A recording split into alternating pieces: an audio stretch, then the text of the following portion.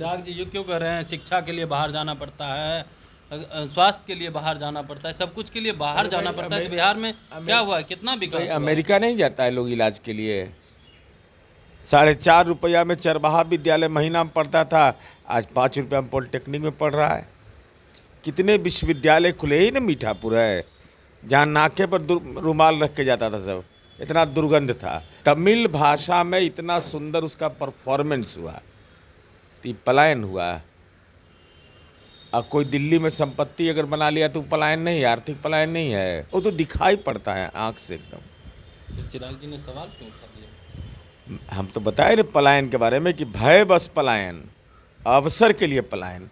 तो यूपीएससी अब करेगा तो कोई नहीं जाएगा भाई बिहार से बाहर। स्टाफ सिलेक्शन कमीशन करेगा तो नहीं जाएगा कोई बिहार से बाहर। रेलवे में नौकरी लगेगा तो नहीं जाएगा बिहार से बाहर। क्यों नहीं जाएगा भाई? कश्मीर से लेकर कन्याकुमारी तक जहाँ मर्जी होगा वहाँ नौकरी करेगा।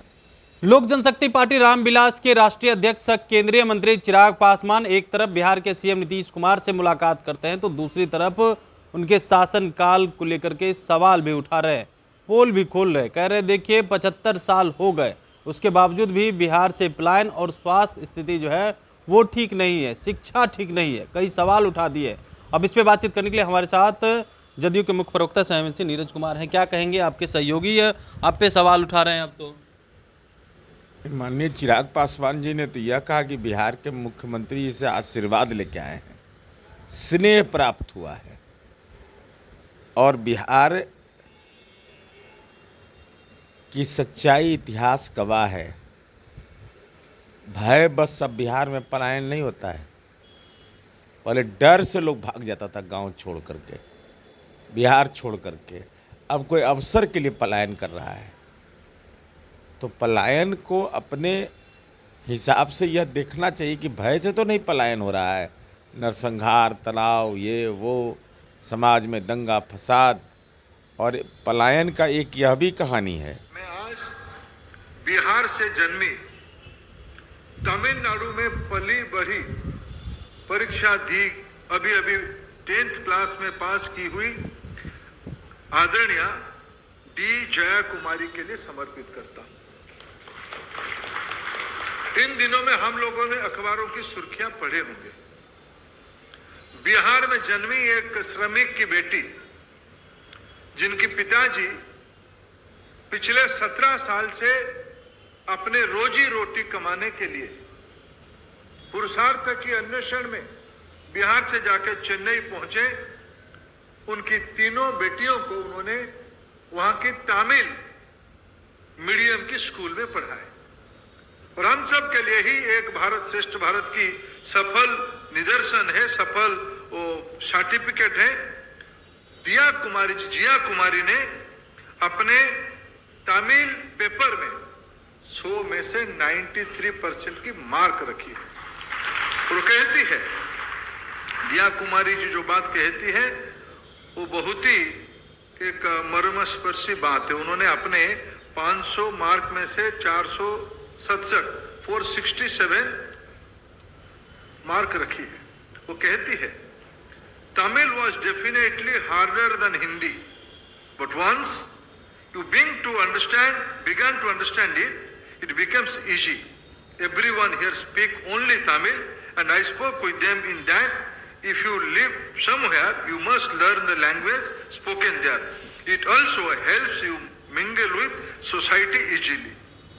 मित्रों, इससे बड़ी स्टेटमेंट आज के दिन में कुछ नहीं हो सकता है।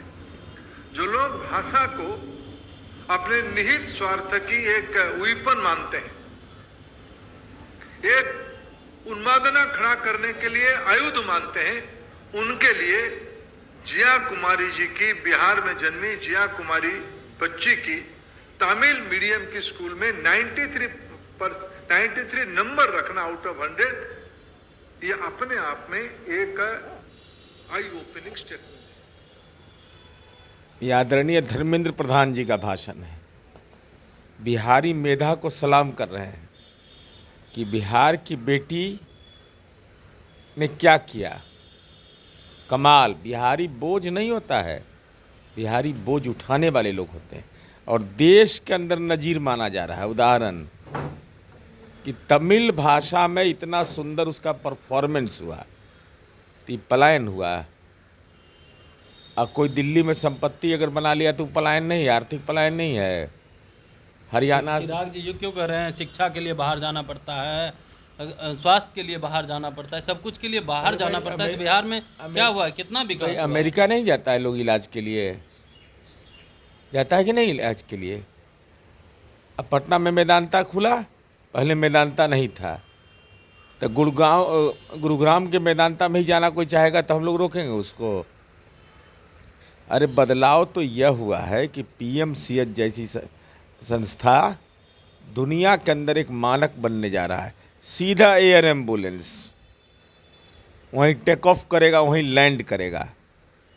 मेडिकल कॉलेज श्री बाबू के बाद बिहार में नहीं खुला, मेडिकल कॉलेज खुला। 10 रुपया में इंजीनियरिंग पढ़ा रहे हैं कि सच है? 4.5 रुपया में चरवाहा विद्यालय महीना में पढ़ता था, आज 5 रुपया में पॉलिटेक्निक में पढ़ रहा है। कितने विश्वविद्यालय खुले ही ना, मीठापुर है जहाँ नाके पर रुमाल रख के जाता था सब, इतना दुर्गंध था। शैक्षणिक संस्थान का बाढ़ लग गया वहाँ। इसलिए बिहार आज़ादी के बाद एक विशेष कालखंड में काम हुआ, प्राथमिक काल में। उसके बाद काम की गति बहुत सुस्त हो गई। उसके बाद माननीय नीतीश कुमार जी के नेतृत्व में काम हुआ है। ये तो दुनिया कबूल कर रहा है, वो तो दिखाई पड़ता है आँख से एकदम। चिराग जी ने सवाल क्यों उठा दिया? हम तो बताए ना पलायन के बारे में कि भय बस पलायन, अवसर के लिए पलायन। तो यूपीएससी अब करेगा तो कोई नहीं जाएगा भाई बिहार से बाहर। स्टाफ सिलेक्शन कमीशन करेगा तो नहीं जाएगा कोई बिहार से बाहर। रेलवे में नौकरी लगेगा तो नहीं जाएगा बिहार से बाहर। क्यों नहीं जाएगा भाई? कश्मीर से लेकर कन्याकुमारी तक जहाँ मर्जी होगा वहाँ नौकरी करेगा। तो सुन रहे थे हमारे साथ जदयू के मुख्य प्रवक्ता सह एमएलसी नीरज कुमार थे, तमाम सवालों का जवाब दे रहे थे। और चिराग पासवान ने जो सवाल उठाया उसको लेकर के भी कह दिया है कि देखिए अगर रेलवे में नौकरी होती तो क्या वो बाहर नहीं जाएंगे नौकरी करने। अमलेश कुमार, लाइव बिहार।